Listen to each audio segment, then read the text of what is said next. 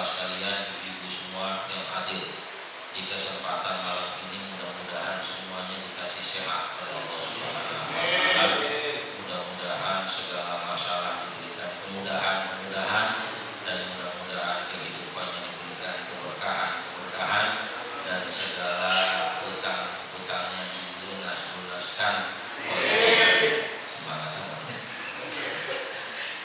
dilunaskan oleh Allah Subhanahu wa taala. Hadirin, alhamdulillah cukup lama kita nggak berjumpa. Ada 16 tahun ada ya. Rasanya gitu ya, rasanya 16 tahun. Tapi alhamdulillah mudah-mudahan selalu dalam lindungan Allah Subhanahu wa taala. Salawat salam semoga tercurah dilimpahkan kehadiran baginda Nabi Sayyidina Muhammad sallallahu alaihi wasallam. Mudah-mudahan kita jadi umat yang telah mendapatkan syafaatnya di hari nanti. Amin ya rabbal alamin. Bismillahirrahmanirrahim. Qala mu'allif rahimahullahu ta'ala wa nafa'ana bi ulumihi fid dharain amin. Qala rabbi shrah li sadri wa yassir li amri wa hlul 'uqdatam min lisani yafqahu qawli. Qul subhanaka la ilma lana illa ma 'allamtana.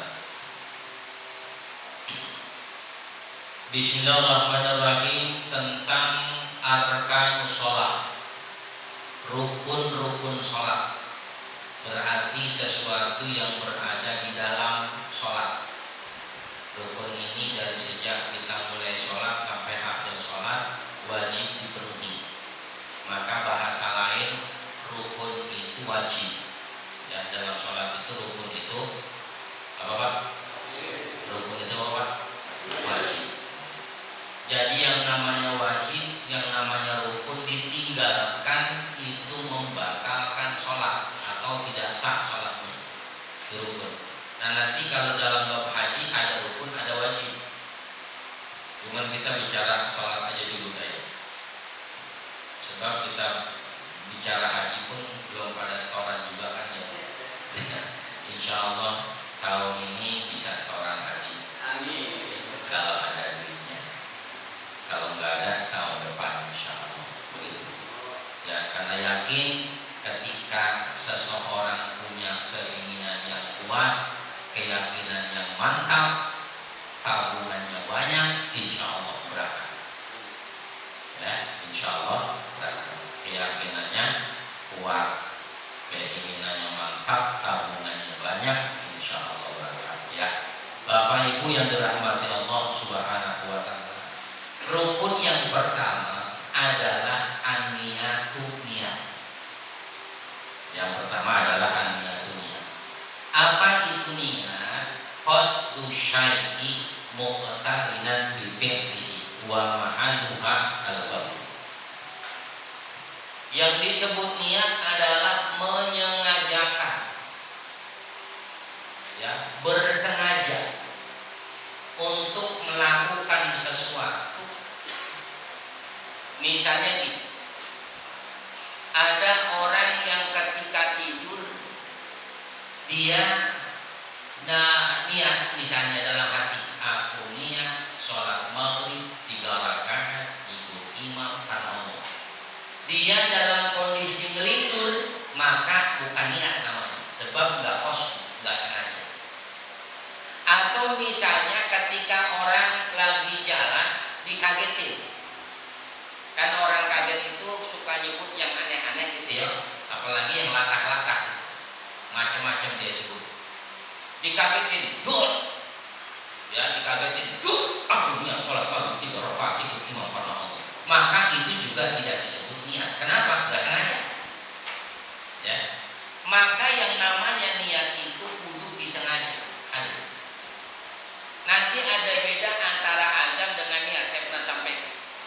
Azam itu misalnya jam segini kita kepengen sholat tahajud, ntar malam sholat tahajud, tidur jam 1 malam, kira-kira jam 2 bangun nggak?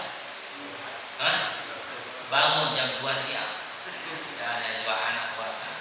Jam 2 nggak mungkin bangun nih misalnya, ya. Maka berarti kata sebagian orang yang penting saya udah dapat pahala, belum. Karena itu belum niat baru azam. Tapi kalau niat itu misalnya kita bangun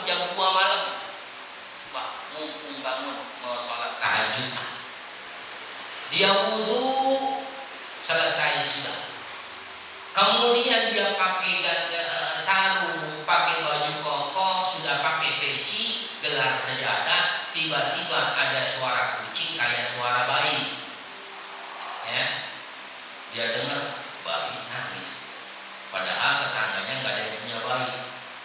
Bulu kuduk berdiri, merinding. Rasa takut datang kepada dirinya. Kira-kira jadi sholat apa enggak? Jadi enggak? Jadi sholat apa enggak? Enggak. Akhirnya karena dia takut, dia tidur lagi, dia tutup dirinya pakai selimut, ketiduran sampai subuh. Udah sholat tahajud belum? Belum. Tapi udah niat belum? Sudah. Maka itu sudah dapat pahala sholat tahajud.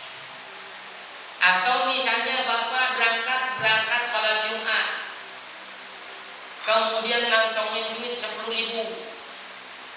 Berangkat sholat Jumat sengaja ngambil uang 10.000 buat sedekah, masukin ke kotak amal. Ya. Sesampainya di masjid, karena khatib begitu merdu suaranya, hingga tak sadarkan diri pules dia. Ya, saking enaknya tuh khutbah. Sampai pules-pules. Hingga kotak amal lewat pun dia tidak mendengarnya. 10.000 masih utuh sampai pulang, iya Bang? Ya, karena kalau udah pulang itu jarang orang nyari kotak amal. Ya enggak? Udah jarang, udah balik-balik aja. Akhirnya Allah Subhanahu wa taala lewat warung. Pas lihat, ada cebanan, ini lupa sedekah tadi, dibeliin rokok. Misalnya, maka niatan bapak karena nggak sengaja tadi, ini sudah niat, artinya sudah dapat pahala sedekah. Tapi jangan kebiasaan begitu terus. Nah, penting niatnya begitu bukan? Karena kalau tiba niat mau makan, kira-kira kenyang apa enggak? Niat mau makan kenyang apa enggak? Enggak. Ya. Niat mau mandi seger apa enggak? Enggak. Niat mau minum hilang haus apa enggak? Enggak. Karena cuma niatnya doang, jadi pahalanya kecil tapi dapat pahala. Hadirin yang dirahmati Allah Subhanahu wa taala. Yang kedua, niat itu muqtadinan bi fi'lihi, berbarengan dengan perbuatan. Makanya tadi harus ada perbuatan yang kita lalui. Nah, bicara sholat, niatnya berbarengan dengan takbiratul ihram. Hadirin, kalau kita ngucapin usolli fardhal maghribi salasa raka'atin mustaqbilal qiblati adaan ma'muman lillahi ta'ala, itu bukan niat, itu namanya lafal niat. Apa Pak? Baru lafal saja ya, belum niatnya.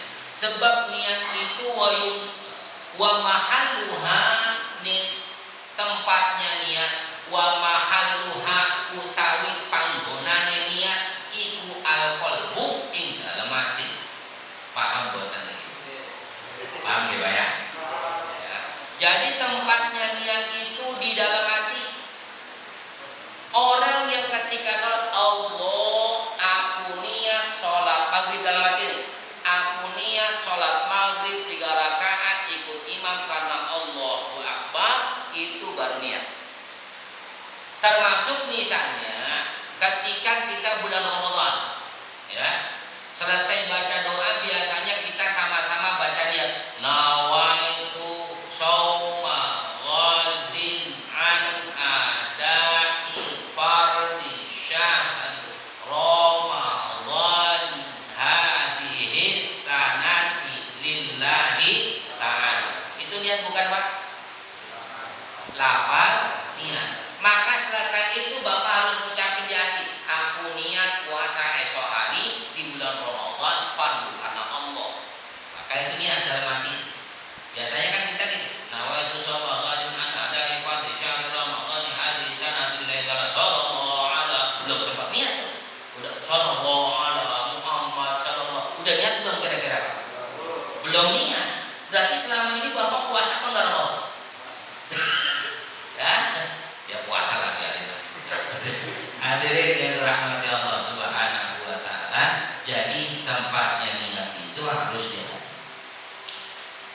sunnah. Niat itu harus dilafalkan, sunnah. Menurut Imam Syafi'i ini disunahkan melafalkan niat. Supaya apa? Hadirin yang dirahmati Allah Subhanahu wa taala, supaya qalbuhu wa lisanuhu, antara hati dan lisannya ini satu. Ya. Dan lebih jejeg, kalau bahasa kita jejeg itu apa? Lebih mantap. Ya, lebih mantap, lebih kuat keinginan kita untuk bertaqarrub ila Allah, kepada Allah Subhanahu wa taala. Maka hadirin yang dirahmati Allah Subhanahu wa taala, niat seseorang itu adalah harus dia menyengajakan diri bi amalillahi taala duna syai'in akhar min tasbih. Tidak boleh seseorang niat itu karena pengen dipuji oleh orang lain, tidak boleh. Tidak boleh niatnya itu misalnya untuk disanjung oleh orang lain. Sampai-sampai dia ketika melafazkan niat begitu fasih, yang kebangetan fasihnya. Utusan di khalqul mawlidi halala rakyat mustaqbal bilal qiblat ada makmuman itu. Allah ya kebangetan. Subhanahu wa ta'ala. Ini sebab banyak yang orang yang ketika niat kepengen dipuji oleh orang. Hadirin yang dirahmati Allah Subhanahu wa ta'ala. Jadi niat ini harus betul-betul kita lakukan semata-mata bertaqarrub kepada Allah Subhanahu wa ta'ala. Ya. Kemudian ma'asyiral hadirin yang dirahmati Allah Subhanahu wa ta'ala, ketika seseorang niat maka kudu disebutkan hukum daripada sholat yang dia lakukan. Kalau memang itu sholatnya fardu, usolli fardu. Kalau memang itu sunnah, sebutkan kesunahannya. Sebutkan juga nama sholatnya, dzohorkah, maghribkah. Betul, Allah maha tahu. Yang namanya dzohor pasti siang, ya enggak? Ya, yang namanya asar pasti sore. Yang namanya maghrib itu pasti menjelang malam. Yang namanya isya itu pasti malam. Yang namanya subuh itu pasti belum tentu. Sebab banyak yang subuhnya kesiangan, hadirin. Ya. Yang namanya subuh itu pasti pagi. Ya, subuh pagi, maghrib buruk, berarti terbenamnya matahari, isya gelap. Kemudian asar condong, zuhur jelas. Zuhur itu artinya jelas, berarti dilakukan pada waktu siang. Tetapi hadirin rahmati Allah, wajib kita sebutkan nama sholat itu. Untuk apa? Untuk menunjukkan kesungguhan kita melakukan ibadah. Ya, untuk menunjukkan kesungguhan kita melakukan ibadah. Termasuk disebutkan pula jumlah rakaatnya. Arba'ah rakaatin berarti 4 rakaat. Rakaataini berarti 2 rakaat. Rakaataini itu bukan berarti 2 rok ya. Rakaataini itu 2 rakaat. Ya, kalau rakaatin 3 rakaat. Atau kita witir misalnya, usolli sunnatal witri rakaatan. 1 rakaat. Rakaatan. 1 rakaat. Itu kudu disebutkan. Kemudian disebutkan apakah kita jadi imaman atau jadi makmuman, ikut imam atau jadi imam, itu disebutkan. Beda hal misalnya kita sholat di pertengahan,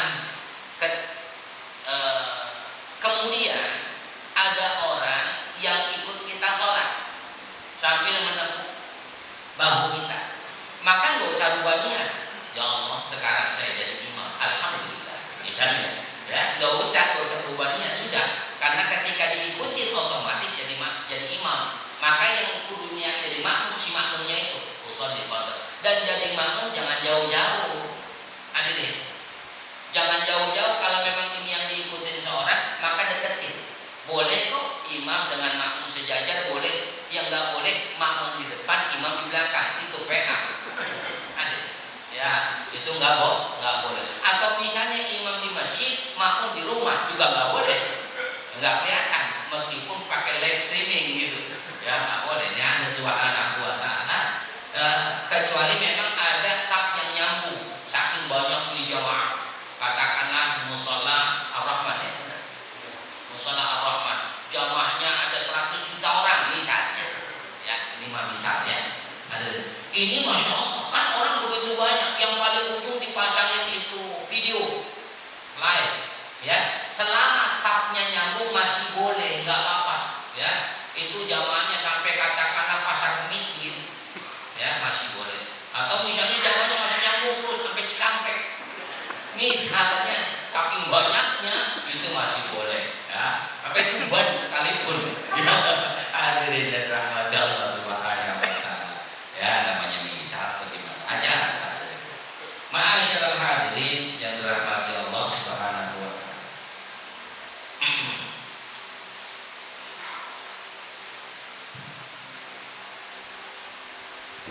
Selanjutnya, rukun sholat itu adalah takbiratul ihram. Takbir itu mengucapin Allahu Akbar, ihram itu memasuki daerah yang haram. Allahu Akbar. Ya saya pernah sampaikan, saya ingatkan. Susunannya harus Allahnya dulu baru Akbar. Kalau secara nahwu mubtada dulu baru khabar. Utawi Allah iku akbar kang wujudé. Allahu Akbar. Jadi nggak boleh dibalik akbar Allah misalnya. Atau misalnya pakai Asmaul Husna, nama Allah yang lain. Ar-Rahman Akbar. Ya, nggak boleh. Allahnya pun panjangnya jangan kebangetan. Yang sedang-sedang saja, ya sedang-sedang kan? Allahu Akbar. Ya sedang lah. Jangan ada Allah. Takut lupa. Husomad. Allahu Somad gitu ya. Jadi Allahu Akbar, Allahu Akbar biasa saja. Terlalu panjang jangan, terlalu pendek jangan. Khairul umur awsatuha, sebaik-baik perkara yang sedang-sedang aja. Yang terlalu panjang kesian ibu. Ya, Bapak Ibu yang dirahmati Allah Subhanahu wa Ta'ala, karenanya.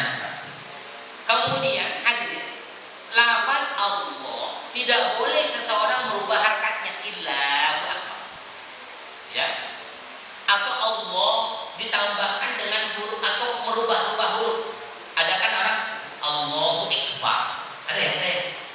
Kadang ada ya Allahu Akbar, Allahu Akbar. Akbar gitu. Jadi nggak boleh Akbar. Ditambahkan waw, Allahu Akbar nggak boleh. Atau dipanjangin, yang tidak panjang dipanjangin. Allahu Akbar. Itu kan nggak panjang dipanjangin nggak boleh. Atau kebangetan pendek Allahu Akbar. Allah. Itu Imam Rafi kesel banget, mungkin lagi berantem sama ini. Allah. Itu makmum pasti amin amin. Allah. Ujungnya bukan pada sholat, pada berantem. Masya Allah. Hadirin yang dirahmati Allah Subhanahu wa Ta'ala, ini takbiratul ihram harus betul-betul ya untuk dibaca dengan ilmu. Wajib seseorang takbiratul ihram dengan bahasa Arab. Nggak boleh dia pakai bahasa Inggris, ya, atau bahasa Betawi, Allah gede banget, nggak boleh. Atau bahasa ujung Pandang, Sumatera Barat, Padang, Allah nggak ada, ya, nggak boleh. Atau misalnya bahasa Sunda, nah ada Sunda, ya, Allah misalnya nggak boleh. Atau Jawa, Allah gede, ya, itu nggak boleh. Jadi harus Allahu Akbar. Atau berubah huruf, haknya kan hak besar jadi hak kecil. Allahu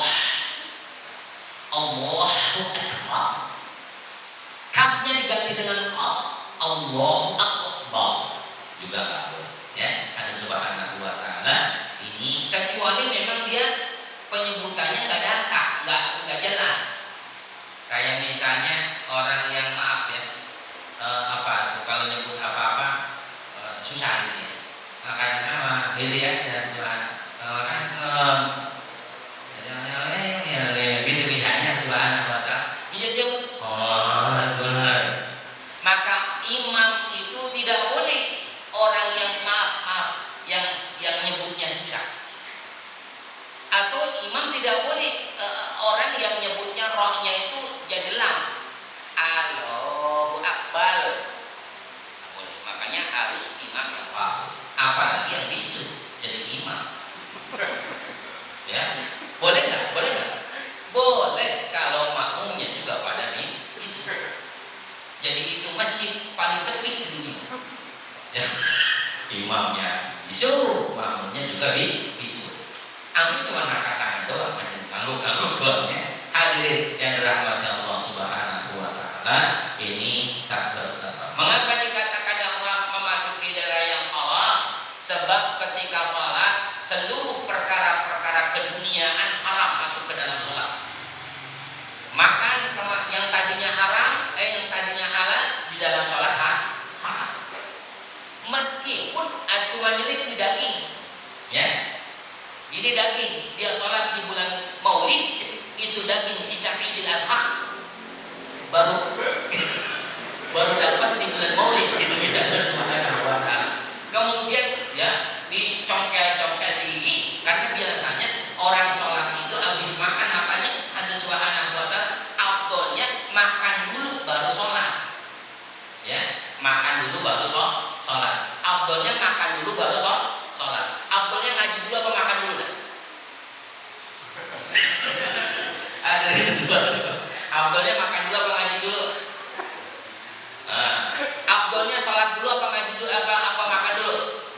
Makan. Sholat dulu apa makan dulu? Makan. Ngaji dulu apa makan dulu? Ada yang Subhanahu wa ta'ala. Enak makan dulu ya. Masyaallah hadirin yang dirahmati Allah Subhanahu wa ta'ala. Sebab Ustaz jauh dari Jakarta. Sampai sini perut kosong, habis ngajar pingsan kan enggak seru. Ngapa Ustaz pingsan? Pelan-pelan. Masyaallah hadirin yang dirahmati Allah Subhanahu wa ta'ala ya. Nah, bercanda. Ya, syukur-syukur ya. Jadi haram hadirin. Ya, dalam sholat. Ngobrol di luar sholat boleh nggak? Boleh. Dalam sholat nggak boleh. Mas, sehat mas? Dalam sholat, alhamdulillah. Dia dua-duanya emang bego lagi. Ya, itu jelas batal ada Subhanahu wa ta'ala. Ada sekalipun ketawa di luar sholat boleh nggak ketawa? Boleh. Di dalam sholat ketawa boleh nggak? Nggak boleh. Haram, batal sholat. Ya. Bagaimana kalau ketawa cuma cekikikan dikit? Boleh. Ya, tapi nahan ketawa sampai kebangetan batal. Gitu ya, sampai miring-miring begitu. Itu batal. Ya, cekikikan gitu. Apalagi sampai itu jelas batal. Ya, masyaallah hadirin yang dirahmati Allah Subhanahu wa ta'ala. Ya. Jadi ihram itu berarti memasuki daerah sama seperti kita pakai pakaian ihram. Ya, ada beberapa hal yang diharamkan yang sebelumnya tidak haram. Bini kita itu halal, tapi ketika kita berihram haram. Ya, Subhanahu wa ta'ala. Maka sholat itu betul-betul bukan cuma secara lahiriah.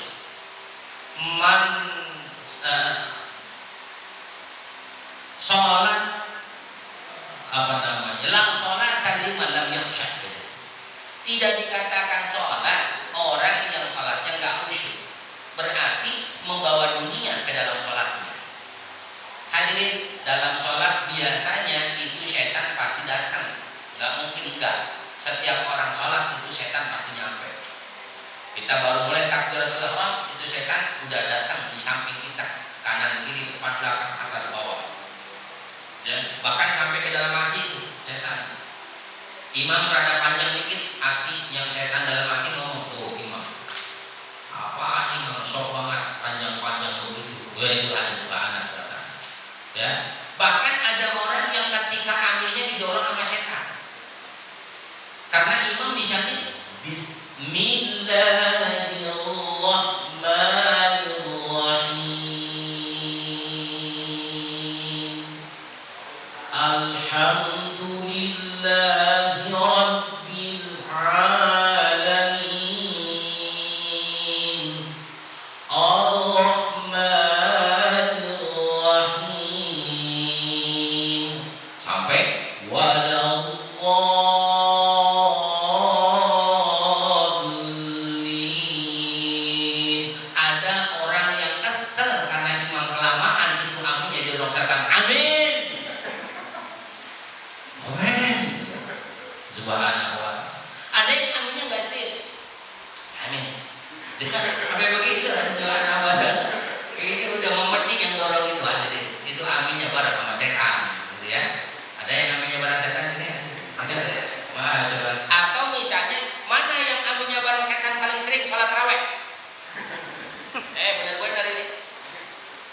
dia waladhdallin, amin. Lagi duduk itu hadirin dia masih amin.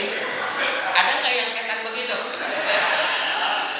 Ya, amin. Bismillahirrahmanirrahim. Qul ya ayyuhal kafirun la a'budu ma ta'bud. Baru dia diri.